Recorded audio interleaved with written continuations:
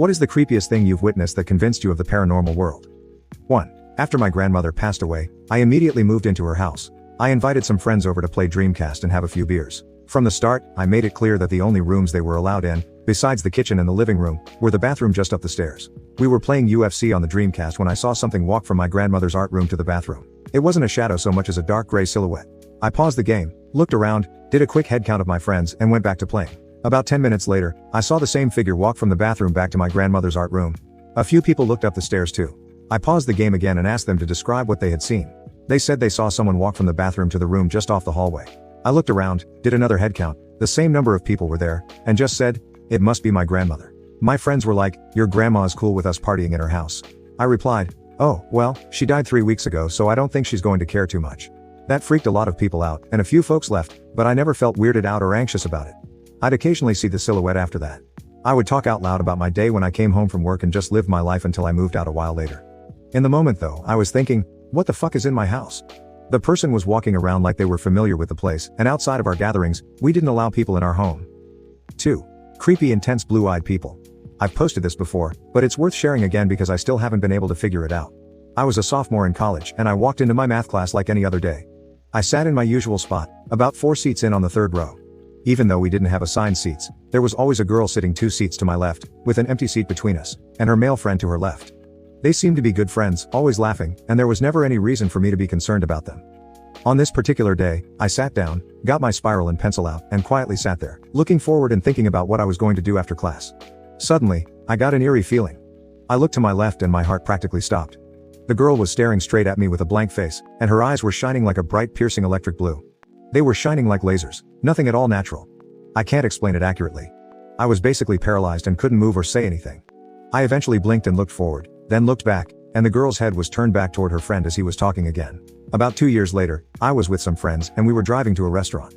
Traffic was building up since it was rush hour and we were stopped in the right lane. I was in the back seat and happened to look up, diagonally to the left and through the windshield. I looked into the car sitting in the lane next to us. Its back bumper was parallel to our front bumper, so I could see the driver easily. He was turned almost completely around and looking back at me, staring intensely.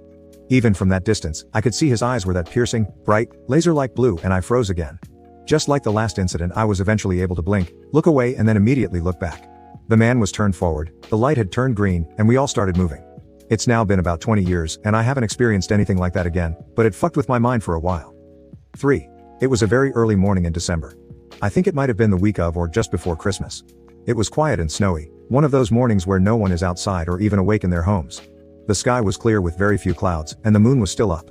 My walk from my house to work was less than 10 minutes, across a long courtyard behind a church and right up to the lot. I was just walking through the snow, listening to music. It feels silly, but I just had this feeling to look up. Right then, coming out of a cloud was a very bright, warm, spherical light. I've always thought of its size as being like a quarter held at arm's length.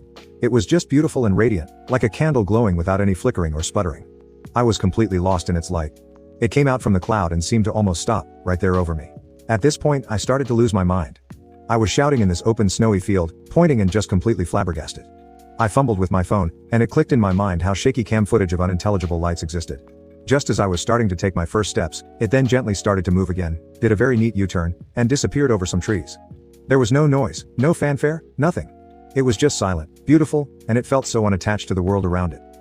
4. I moved in with my grandfather to care for him during late-stage Alzheimer's. I lived in the basement in-law suite for about a year and a half before he passed, and for a while after, as we worked on cleaning the place up to eventually sell it. Shortly after he passed, maybe a couple of weeks later, I was downstairs just getting into bed when I heard footsteps upstairs. They were very distinctly footsteps, not an animal on the roof or anything. I immediately panicked because I'm a 20-something woman alone in a house. I then got 2 notifications on my phone from the dining room and living room security cameras that movement had been detected. I checked the footage, and there was nothing. I texted a friend and asked them to call the police and tell them there was an intruder at my address. I didn't want to call myself in case the intruder heard me and knew someone was home. The footsteps continued, going from room to room. About 10 minutes later, I saw flashlights passing by the basement windows. The police had arrived.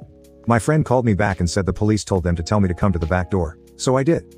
They said they did a perimeter check of the property and the house, and all the doors were locked, and there were no signs of forced entry. They told me to stay where I was and that they would do a complete sweep of the house. There was nothing. 3 officers did the sweep, so it's not like someone could have snuck out while they were searching.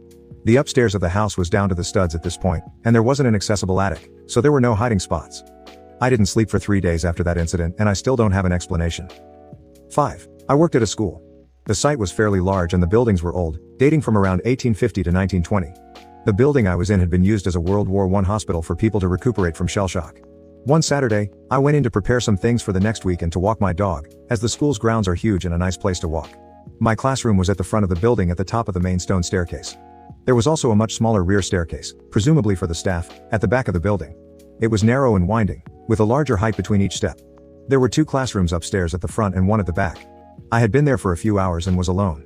I was tidying up, throwing away old things and fixing parts of displays that were a bit untidy. My dog was sleeping after his walk. As I was straightening some reading books, I heard footsteps coming up the rear steps of the building. My first thought was that it was the teacher of that class at the back of the building, coming in to do some prep for the following week. She had children in the school and often came in on the weekend when they were on site for sports training or a match.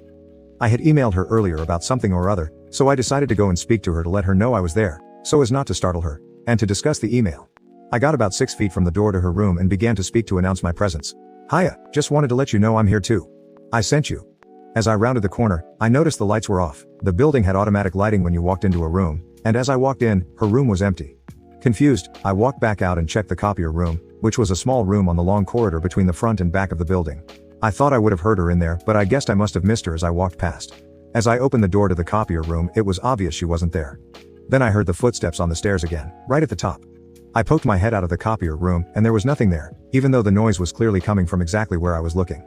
I absolutely shit myself. I did the casual but extremely fast walk back to my classroom at the front of the building. The dog was awake and was not pleased. His ears were way back and his tail was between his legs. I picked up my car keys and exited through the fire door, slamming it behind me. I have no idea what was going on, but I never popped in to do some weekend prep again. 6. In the early 2000s, I worked in a casino in Brisbane, Australia, the Treasury Casino. Its adjoining hotel apparently had some rooms and a hallway where people had seen something move through walls or appear in hallways.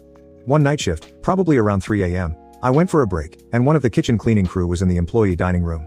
He was visibly upset and genuinely scared. He was a Filipino guy, a decent, friendly, and quiet man, and very Catholic, so I'd never seen him like that. He said he'd been cleaning the hot section of the kitchen when he saw the thing, which he described as gray and vaguely human-shaped, soundlessly appear and move through the kitchen and through the wall into one of the adjoining haunted rooms. He said he was leaning over the hot plates, and it appeared in his right eye's peripheral vision. When he turned at the movement, he saw it. I put this down to it being 3 a.m. We were all tired, and he saw it in his periphery, so his eyes and tired brain were probably just trolling him. About an hour later, I had to go into the spooky room. I turned on the light and walked in, and it did feel strange in there. And so did the hallway, but it's hard to describe the strangeness. Anyhow, amusingly, any spookiness was ruined by the spare bar fridge humming with its bright Coke sign and the trays and other standard hospitality stuff stored in there. But Jose refused to work that kitchen on his own on a night shift after that.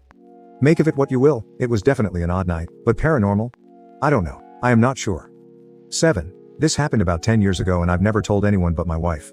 At the time, we lived in a pretty old apartment. For context, in our bedroom, we had a Las Vegas memorabilia wall with souvenirs on some glass shelves hanging on the wall. One of the items was a metal bucket filled with loose change. I had just built a new PC, so I was playing a game in the bedroom. My wife was closing at work that night, so she wasn't home. All of a sudden, I heard a massive crash behind me. I damn near had a heart attack. I flew up from my seat, turned around, thinking I was about to see a random person about to rob or murder me. I saw this bucket of change all over the floor. I stood there for what felt like forever, just staring at it in disbelief. I finally worked up the courage to run to the kitchen and grab the biggest knife I could find. I slowly checked every room and closet, my heart was beating out of my chest. I should have just called the police, but I heard nothing else except the bucket and change falling. No doors opening, nothing. The apartment was completely empty. Still stunned, I cleaned up the bucket and change from the floor and put it back on the shelf. I got a level out, it was 100% level. I tried sliding it and there was absolutely no way it would slide off the shelf unless someone intentionally knocked it off. There was zero wind and all the windows were closed. The bucket was too heavy to blow off anyway. It had also been sitting on it just fine for months. I let it go, thinking maybe it was just a fluke. A few weeks passed, with no incident until one night my wife was closing again. The exact same thing happened. It scared the absolute shit out of me again. Only this time, I knew there was nobody else in the apartment. I still stood there in disbelief. I cleaned it up again, and that bucket never went back on the shelf. We never had any other incidents in that apartment, and we were there for 10 years. The guy who lived in the ground unit had killed himself a few months prior in the building. Sometimes I wonder if it was him. What's the creepiest thing you've witnessed that convinced you of the paranormal world? Let me know in the comments. Thanks for watching. If you got this far, leave a comment, like if you liked it, and follow for more.